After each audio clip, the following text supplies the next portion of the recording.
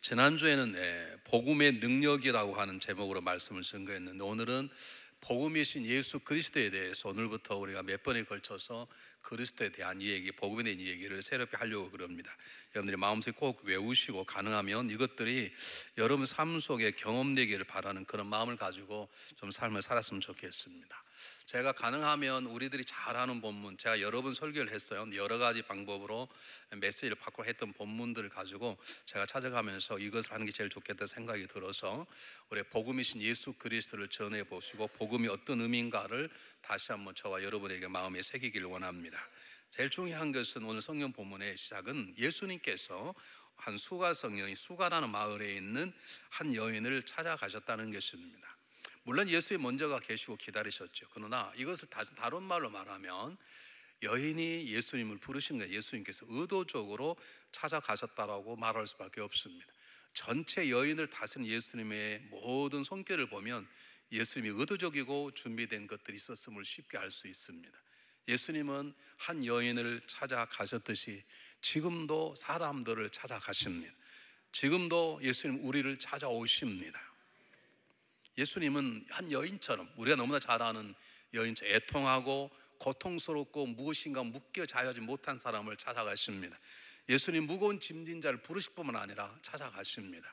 예수님은 예수님을 필요한 사람을 찾아가시고 만나주시고 그들의 삶을 바꾸시는 분이십니다. 뿐만 아니라 예수님은 예수님에게 필요한 사람도 찾아가십니다. 그래서 예수님은 예수님의 제자들을 찾아가셔서 예수님께서 제자들을 세우신 것입니다.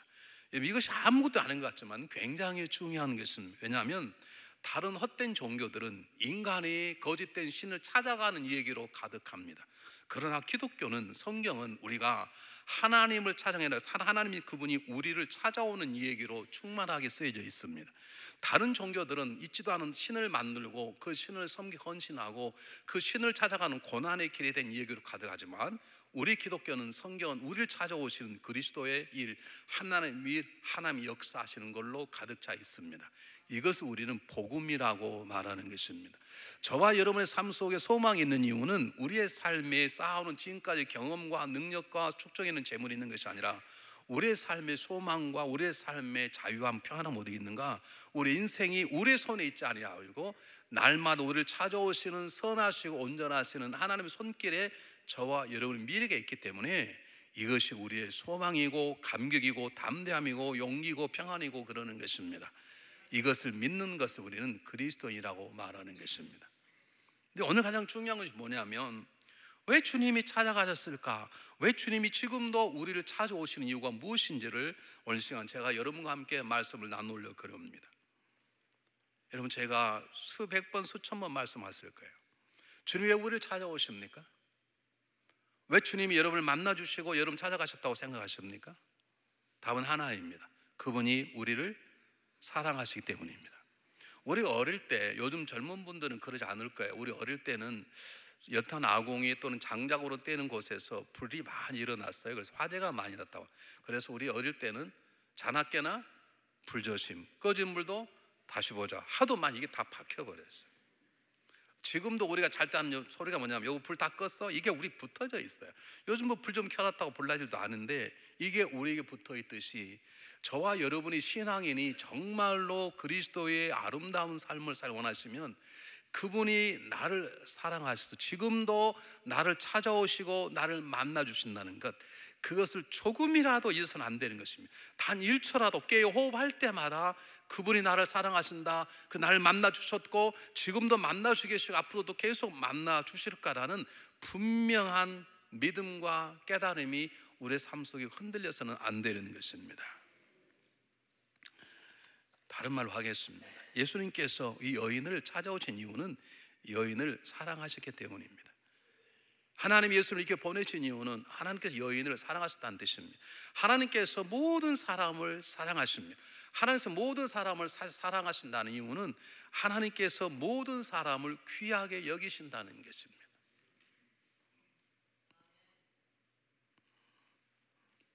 제가 이렇게 가만히 있냐면 여러분의 아멘이 너무 적어서 그래요. 왜냐하면 지금 우리의 문제가 뭐냐면 이 시대의 문제가 많은 사람들이 자꾸 경제가 문제라고 하는 뉴스에 떠르는데 여러분 그 뒤에는 다 사단의 역사가 있어. 그렇습니다. 경제가 문제가 중요한 게 아닙니다. 여러분 경제는요 원리가 있어요.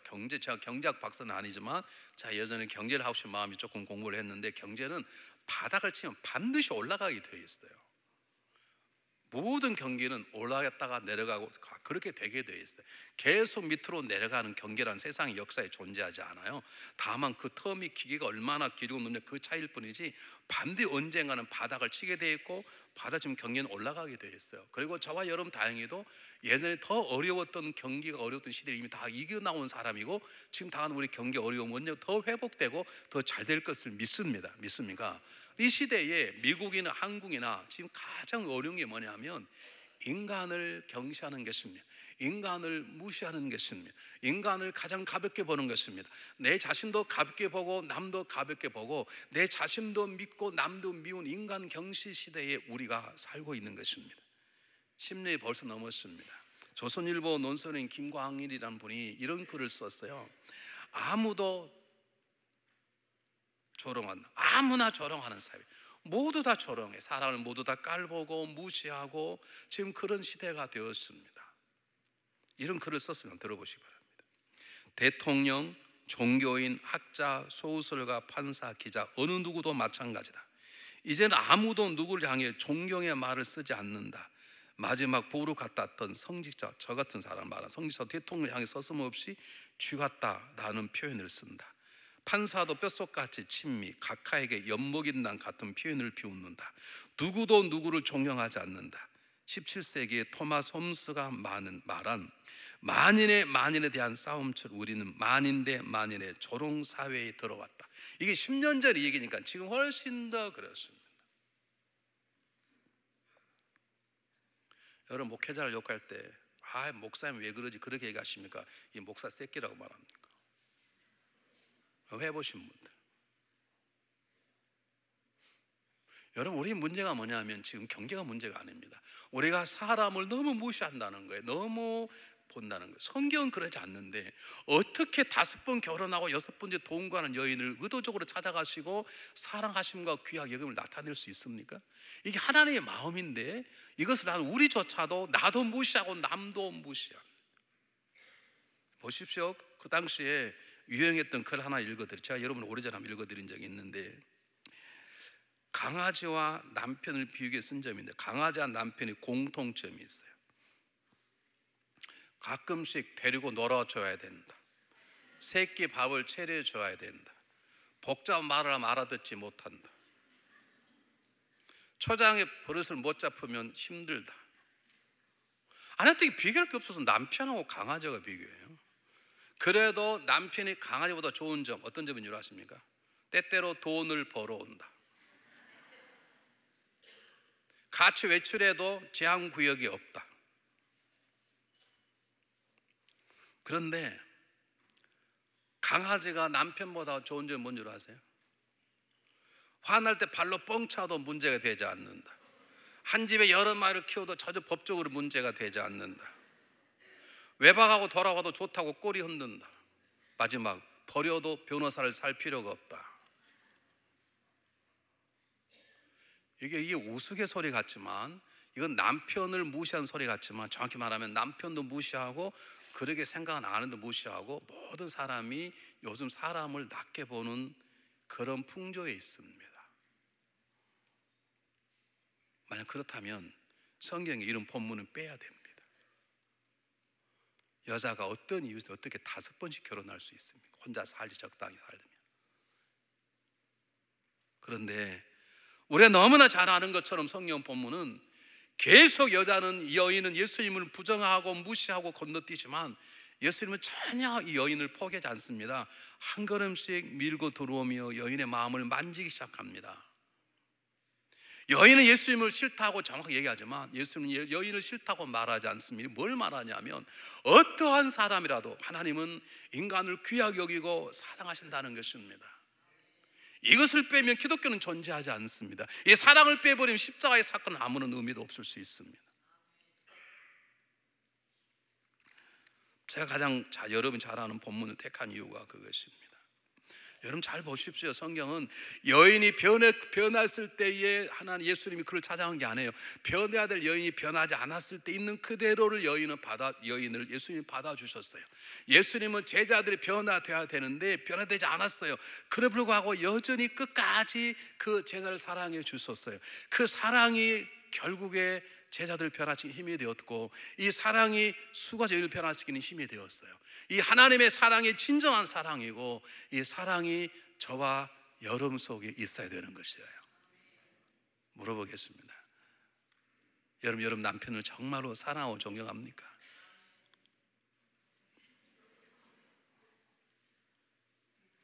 좀 아멘을 이렇게 씩씩하게 했으면 좋겠어요. 아니, 권사님 말고 다른 분들에게. 여러분 아내를 정말로 사랑하고 귀하게 여깁니까? 아멘. 그 기분 나쁘다지 말하지 말고 좀 이렇게. 여러분 오늘 복음이 메시지는, 복음은 우리에게 하나님이 누구나 다 귀하게 여긴다는, 있는 그대로 귀하게 여기신다는 거예요. 그 복음 하는 우리들이 어찌 철이 없다고 아내를 무시하고, 문제가 때 어찌 남편을 무시하고, 어찌 자녀가 말한다고 호적의 파락으로 그렇게 살 수 있습니까? 여러분 아세요? 제가 설사 문제가 있고 제가 설교를 잘못해도 여러분은 저를 사랑하고 귀하게 여겨야 될 거룩한 의무가 있다는 걸 아십니까?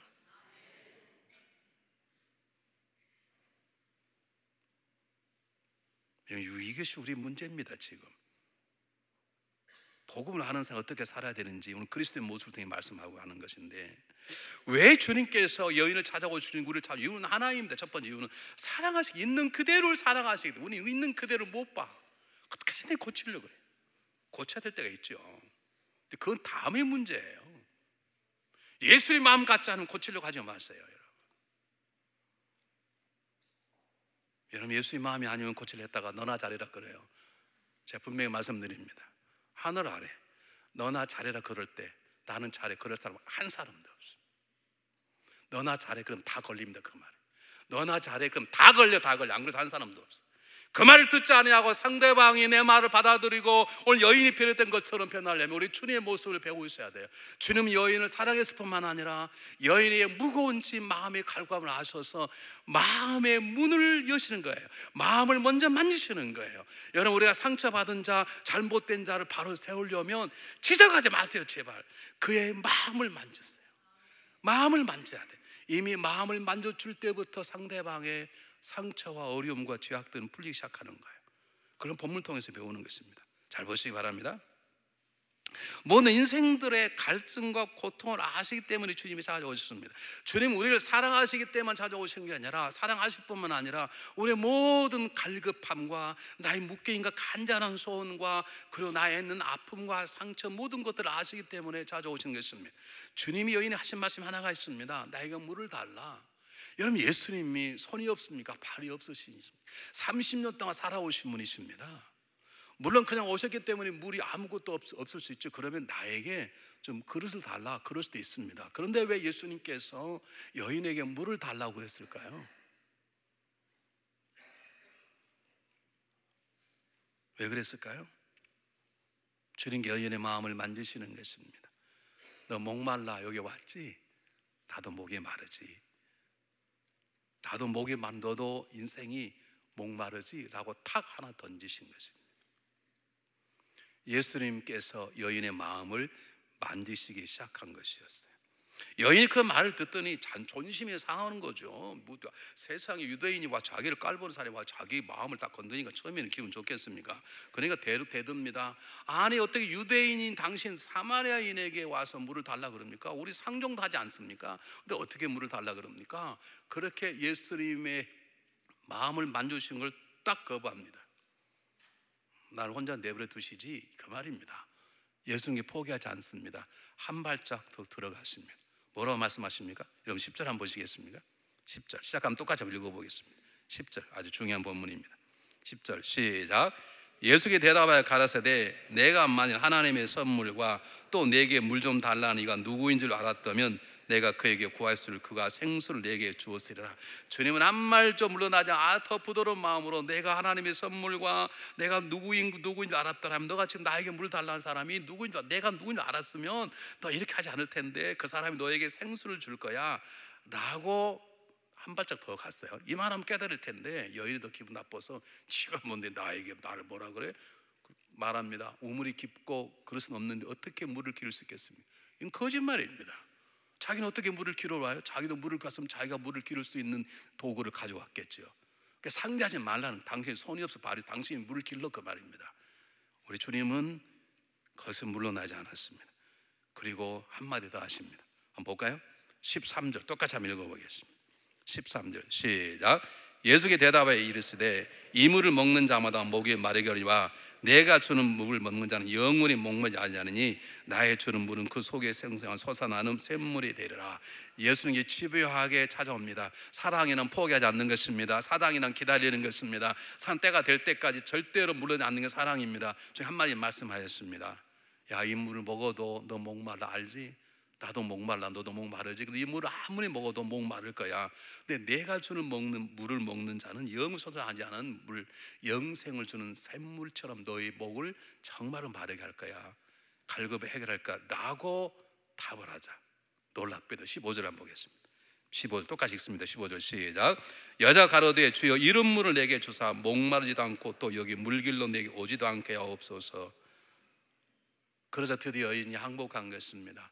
처음에는 대들고 두 번째는 무시하고 따졌다가 자기 목마를 계속 건드니까, 그렇습니다, 내가 정말로 목에 마르니 할 수 있으면 저에게 물을 주시고 이 길도 오지 않도록 좀 도와주기 바랍니다 라고 여인이 드디어 예수님의 집요한 사랑의 적금 앞에 항복을 한 것입니다.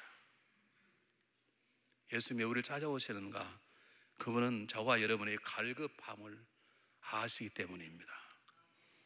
여러분, 누구나 남편에게는 아내가 모르는 갈급함이 있습니다. 여러분 아십니까?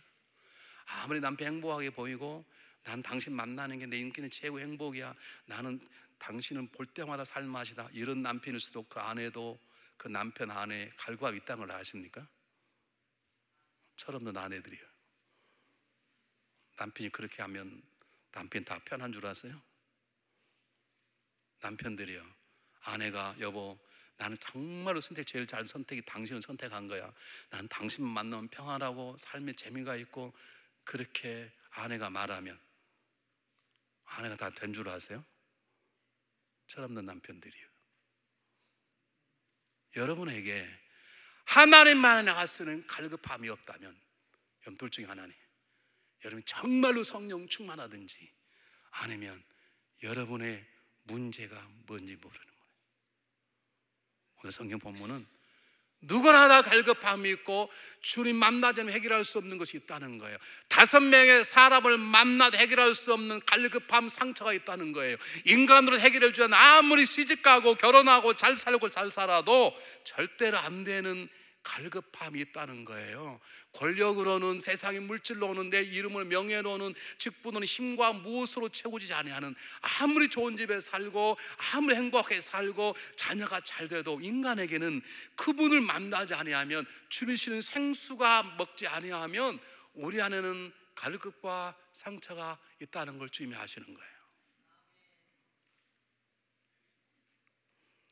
여러분, 우리 교회가 아무리 좋아도, 내가 날마다 명설을 한다 그럽시다, 성령이 막 충만하고 교회 안에 막 천사가 나타나고 그런다 그럽시다, 그런 예배를 드리고 가도 여러분 정말 하나님 아들이면, 하나님 딸이면 그대 안에 갈급함이 있는 거예요. 주님을 더 알고 싶고 더 섬기고 싶고, 그게 우리 안에 일어나야 되는 것이에요.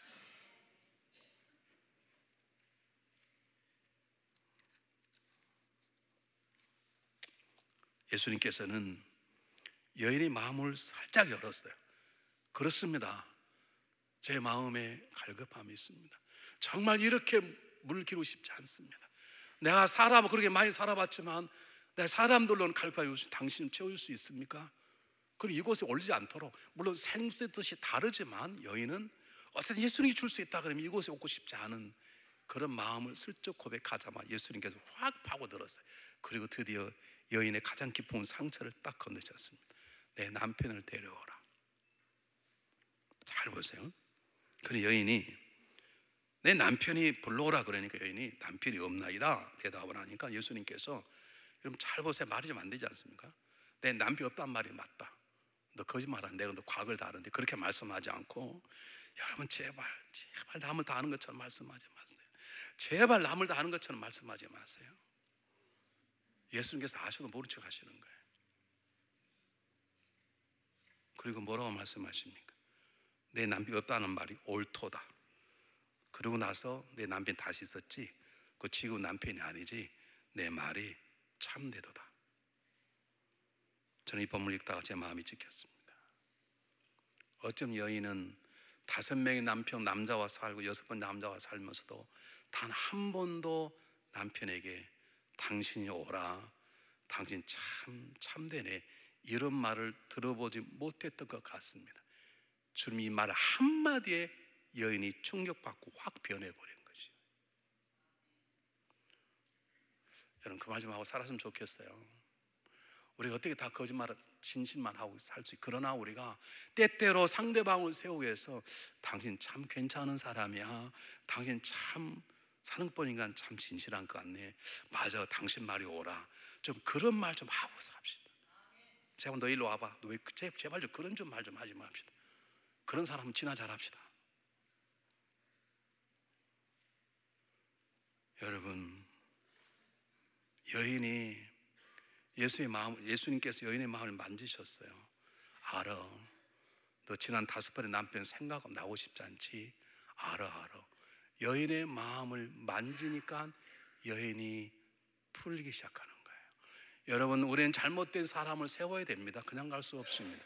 잘못된 남편을 바로 살 수 있도록 주님의 도우심을 요청해야 될 것입니다. 잘못 살아간 내 아내, 내 남편, 잘못 살아간 성도, 잘못된 목회자를 바르게 살 수 있도록 도와야 할 것입니다. 그러나 그 시작은 지적하는 것이 아닙니다. 나무라는 게 아닙니다. 공격하는 게 아닙니다. 그 마음을 만지시는 것입니다. 여러분 혹시 저한테 와서 목사님 목회가 잘못된 게 지적하려고 그러면, 목사님 제가 하나 드릴 말씀이 있습니다, 그렇게 하지 마시고 와서 어떻게 하셔야 돼요? 목사님 많이 힘드시지요? 그렇게 시작하셔야 돼요. 뭐 해본 적 있어요? 아멘이 나머지. 그렇게 하는 거예요.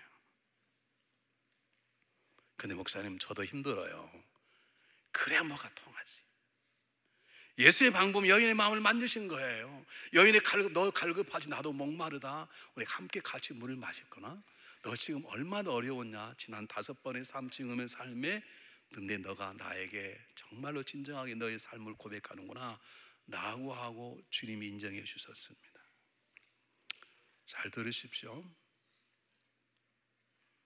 주님이 우리가 원하시는 것은 우리가 이곳에 와서 예배 드릴 때마다, 또는 주님과 일대로 앉을 때마다 주님이 원하시는 것은, 주님 제가 갈급합니다. 우리 남편이 나를 괜찮다고 그러는데 주님 아시지 않습니까? 제 갈급함을. 주님이 내 남편이 나를 천사 같다 그러는데 주님 아시지 않습니까? 제 추하고 악함을. 나를 끊임없이 쫓아다니는 저 죄의 쇠사슬을 주님 아시지 않습니까? 주님 우리 그런 고백을 들으시고 내 말이 옳도다, 그것을 들어보셔야 돼요. 우린 주님 앞에 나와서 누구 얘기합니까? 우리는 나를 상처 준 사람을 얘기를 합니다. 그 사람 때문에 못 살겠다고 말합니다. 그 사람을 변화시켜달라고 말합니다. 그런 기도도 필요할 것입니다. 남편 때문에 죽고 싶다고 말합니다. 아내 때문에 살고 싶지 않다고 말합니다. 자녀 때문에 죽고 싶다고 말합니다. 우리는 그런 기도를 합니다. 그런 기도 필요합니다. 그러나 주님께서 말씀하는 복음적인 말씀은, 주님 제가 힘듭니다, 아무 말 할 필요 없어요. 힘들다 말아요. 주님 앞에 그 사람 말하지 않아도 되는 거예요. 주님께서 힘들지라고 말 한마디 하시면 힘듦이 풀어지게 되어 있어요. 우리가 주님께 원하는, 주님 우리 원하시는 것은 그걸 듣기를 원하세요. 아세요. 말씀하잖아요. 아세요. 그런데 주님 원하시는 건 뭐냐 하면, 주님 제가 힘들어요, 주님 제가 지쳤어요, 주님 제 모습을 알잖아요, 제가 죄가 많아요, 이렇게 고백할 수 있는 이 진솔함. 주님께서 너는 너 자신을 아는구나, 너 참 옳도다 할 수 있는 답을 얻을 수 있도록 그분 앞에 나가 이 고백이 되어져야 되는 것입니다. 우리는요, 기도하면 그놈이 생각나고, 기도하면 그 X가 생각나고,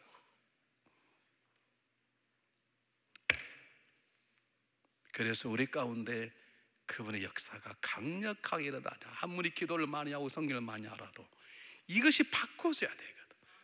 여러분, 우리가 아무리 지난 한 주간 동안도 성령 충만하게 살아 하더라도 주님 앞에 없으면 주님 무익한 종에 왔습니다. 아시지 않습니까? 왜냐하면 우리는 결코 이 땅의 것으로 채워줄 수도 없고, 주님께 우리를 채우셨다 하더라도 우리는 날마다 영적인 갈급함을 느끼게 돼 있어요. 근데 우리의 마음을 만지시는 그분 앞에 내 마음을 만지도록 내놓는 것이 필요한데, 우리는 내 마음에 엉뚱한 것만, 그 사람만 만져달라는 거지, 그 사람을 변화시켜달라는 거죠. 그것도 중요한 기도일 것입니다. 중요한 것은 내가 변화하면 그 사람이 안 변해도 관계가 없어. 내가 변화하면 그 사람이 안 변해도 관계가 없는 것이고, 결국 나의 변함 때문에 그 사람도 변하게 될 것입니다. 그래서 교회의 가장 큰 문제는 속썩이는 성도가 문제가 아니라 목사가 문제인 것이고, 교회 장로님들 가장 큰 문제는 목사나 다른 권사가 문제가 아니라 장로님 자식이 문제인 것이고, 교회 권사들 가장 문제는 목회자나 장로님들 문제가 아니고 권사인 자기 자신이 가장 문제인 것입니다. 그것을 주님 앞에 고백하기를 주님 기다리시고 우리의 마음을 만져주시는 것입니다. 설교를 좀 줄여서 하려고 합니다. 오늘 또 끝나고 나면 밥도 없는데 길게 하면 또 뚜껑 열을 테니까 설교라도 끝나고 빨리 끝나 집에 와서 밥. 난 오늘 밥 없는지 몰라서 밥 없다는 말 듣기 힘이 없어가지고요.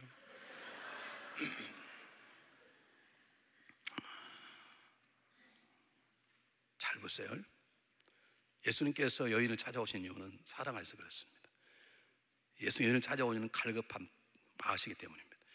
예수 여인을 찾아온 이유는 여인의 상처, 과거, 지난 과거의 추악감을 알기 때문입니다. 그것 때문에 오시는 것만 아닙니다. 그것을 해결하시려고 오신 것입니다. 그걸 해결하실 분이 예수님밖에 없으시기 때문에 오신 것입니다. 제가 지난주에 한 병원을 신방을 갔습니다. 간 이유는 고통가 있다 그래서 갔습니다. 얼마나 힘들까 그래서 갔습니다.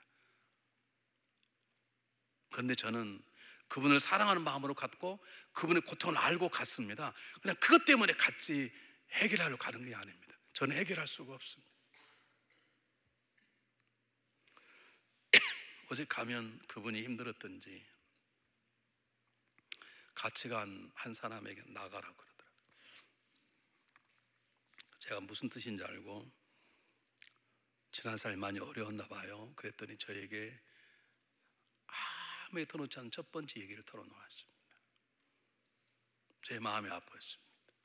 얼마나 힘드는지 제가 알겠습니다. 그런데 저는 알 뿐이지, 불쌍하게 보일 뿐이고 사랑할 뿐이지 저는 해결할 길이 없습니다. 근데 왜 주님이 찾아가시는가? 주님만이 유일한 우리의 답이요 해결자요 구원자임을 드러내시기 때문입니다. 그걸 장래에 드러내시려고 그러시는 거예요. 주님께서 이 여인의 마음을 만지시니까 여인이 어떻게 변해버렸냐면, 여인이 갑자기 생각했던 속에 있는 영적인 걸 끄집어내기 시작했어요. 우리 선조들은 이웃 산에서 예배를 드리는데 당신은 예루살렘 예배 드리지 않습니까? 예배에 대한 마음이 있는 걸 드러냈었어요. 여러분, 놀랍게 영적인 걸 드러내니까 주님께 기다렸다는 듯이 제자들에게조차도 말씀하는 놀라운 진리를 딱 선포해 버리셨어요. 여러분, 사람 하나 보고 제발 다 판단하지 마세요. 제발. 우리의 생각 여인은 사람에게 미친 사람 같죠. 얼마나 외로우면 사람을 5번, 6번 사랑하는지, 성적으로 얼마나 충직하고 그렇게 미친 여자라고 생각할지 모르지만 그 미친 여자 같은 사람 속에 예배에 대한 갈급함이 있는 거예요, 여러분. 그래서 우리가 사람을 귀하게 사람을 조심해야 되는 거예요. 예수님이 계획했던 듯이 제자들의 말씀에 놀라운 진리를 선포하셨어요. 한번 보시겠습니다. 여러분 보시면 21절부터 보시기 바랍니다. 너무 중요한데 함께 읽고 24절 똑같이 아멘하기 21절 24절까지 똑같이 읽습니다. 시작. 예수께서 가라사대 여자여 내 말을 믿어라. 이 산에서도 말고 예루살렘 말고 너희가 아버지께 예배할 때에 이르리라. 너희는 알지 못하는 것을 예배하고 우리는 아는 것을 예배하노니 이는 구원이 유대인에게서 남이니라. 아버지께서 참으로 예배하는 자들은 신령과 진정을 예배할 때 원하니 곧 이때라. 아버지께서는 이렇게 자기 예배하는 자를 찾으시느니라. 하나님 영이시니 예배하는 자가 신령과 진정을 예배할지니라. 예배의 마음, 영적인 갈급함이 있는 걸 딱 아신 그분께서 그 여인에게 놀라운 진리 말씀을 선포했어. 하나님 이는 예배를 찾느니라. 하나님이 너 같은 사람을 찾는 거야. 그리고 너는 앞으로 놀라운 때가 되면 신령과 진정으로 예배되게 될 때가, 그렇게 말씀하신 것입니다. 놀라운 진리를 선포한 그 예를 듣자마자 여인이 장수는 깊은 마음을 또 드러냈습니다. 어떻게 드러냈습니까? 여자가 25절에 메롯 메시아 곧 그리스도가 이가 오실 줄 아는데 그가 오시면 우리에게 말씀하실 것입니다. 놀랍게도 여인은 남자를 5번씩 갈아치우면서까지 자기의 세상적인 갈급함을 채우는 마음도 있었지만, 한편으로 영적이 어떻게 하면 내가 예배를 드릴 수 있을까? 어떻게 하면 저 예루살렘 한번 갈 수 있을까? 그리고 나는 지금 못 가지만 그리스도가 오시면 내가 갈 수 있을 것이다. 그리스도에 대한 갈망이 여인에게 있었습니다. 여러분, 사람이 10가지 가운데 9가지 잘못해도 한 가지 잘하면 그것으로 용서하고 덮고 사랑하십시오. 우리 같으면 상대도 안 할 사람인데 여인의 모습 속에 예배에 대한 갈급함, 장조 그리스도에 대한 갈급함이 있는 걸 주님이 아시는 것이에요. 주님이 여인의 마음을 만지시면 마지막 단계 때가 되니까 예수님께서 뻔뻔하게 말씀하십니다. 뭐라고 말합니까? 너가 지금 말하는 그 기다린다는 그리스도가 바로 나다 말씀하시는 거예요. 이 말 무슨 말입니까? 예수님은 자기 자신을 자랑하는 게 아닙니다. 바로 내가 메시아고 너가 기다린 내가 그리스도고 나만이 너를 구원할 유일한 구원자야. 나만이 너를 변화시킬 하나님의 전능자 아들이고 내가 구원자고 내가 너를 변화시킬 유일한 그리스도라고 하는 것을 딱 들이대시는 것입니다. 오늘 이분을 계속해서 여러분 삶 가운데 만나시기를 바랍니다. 만약 예수님께서 그 여인의 문제, 우리의 문제를 풀어줄 만한 다른 사람이 있었다면 예수님이 굳이 수가성 여인을 찾아가지 않았을 것입니다. 다른 사람 되는 거니까. 그러나 아십시오, 이 세상에는 우리의 문제, 우리의 죄성, 우리의 갈급함을 풀어줄 사람은 예수 그리스도 한 분밖에 계시지 않습니다. 그것을 예수님이 의도적으로 나타내시는 것이요, 내가 바로 그다. 내가 아니고는 아버지를 갈 자가 없다. 나를 믿어 너희는 죽지 않고 구원받는다라는 것을 강하게 전달하시는 것입니다. 그러자 여전히 변해버렸습니다. 여러분 29절 한번 보시기 바랍니다. 28절 29절 한번 읽어보겠습니다. 28절 29절 시작. 여자가 물동이를 버려두고 동리에 들어가 사람들에게 이르되 이는 그리스도가 아니니 아니 그랬어요. 여러분 이게 우리 쉽게 이해가 됩니까?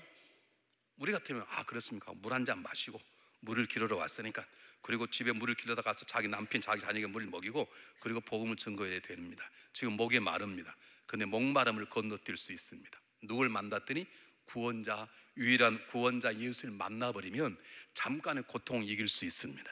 지금의 배고픔, 지금 어려움, 진정으로 나를 찾아오시는 나의 구원자 그분을 만나면 불평하지 않고 그 어려움과 모든 걸 건너뛸 수 있어요.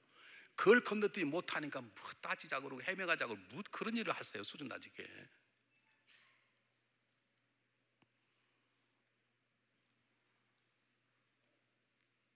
여러분 삭개오가 변화받은 이 얘기, 바디메오가 눈뜬 얘기를 알지 않습니까?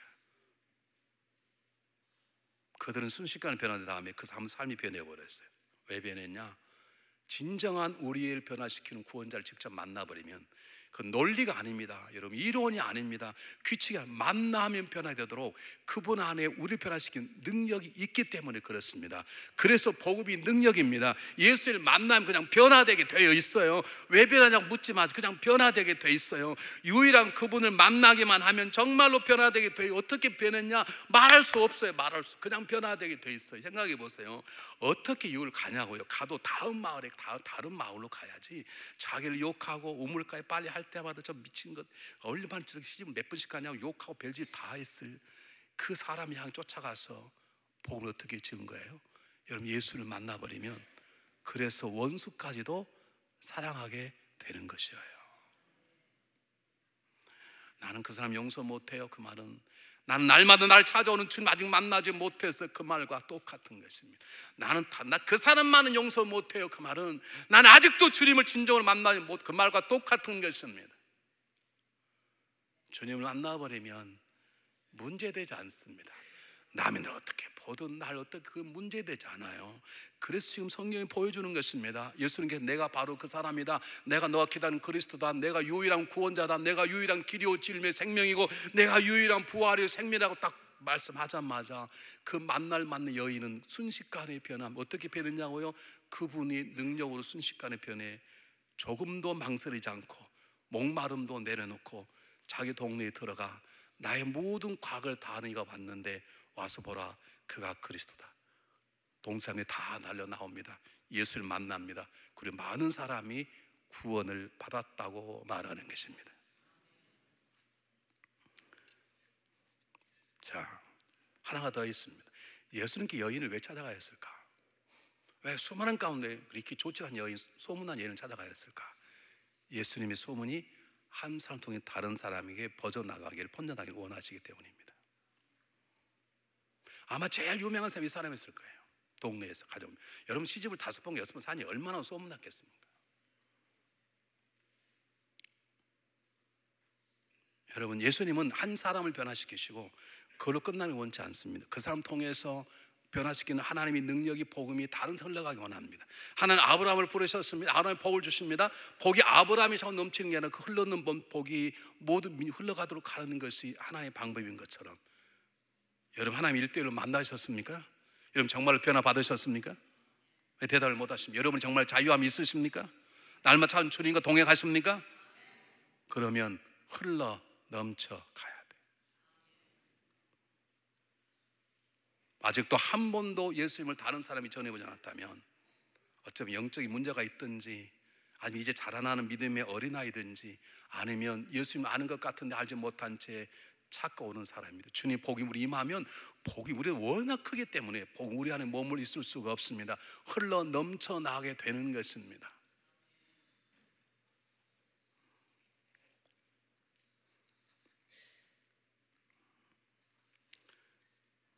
결론입니다. 우리는 예수님을 여인을 찾아온 예수님의 모습을 통해서 다음과 같은 몇 가지를 결심하고 이 자리를 떠나려고 합니다. 제일 첫 번째, 우리는 그 누구도 깔보거나 무시하거나 미워하거나 저주해서는 안 됩니다. 예수님 모든 사람을 사랑하시는데, 예수님 모든 사람을 귀하게 여기는데 우리가 무슨 권리로 사람을 비판하고 점수 매기고 공격하고 깔보고 낄낄거리며 욕하고 그럴 수 있습니까? 여러분, 우리 자신도 귀하게 볼 줄 알아야 합니다. 요셉은 자랄 때 좋지 못한 성격으로 자랐습니다.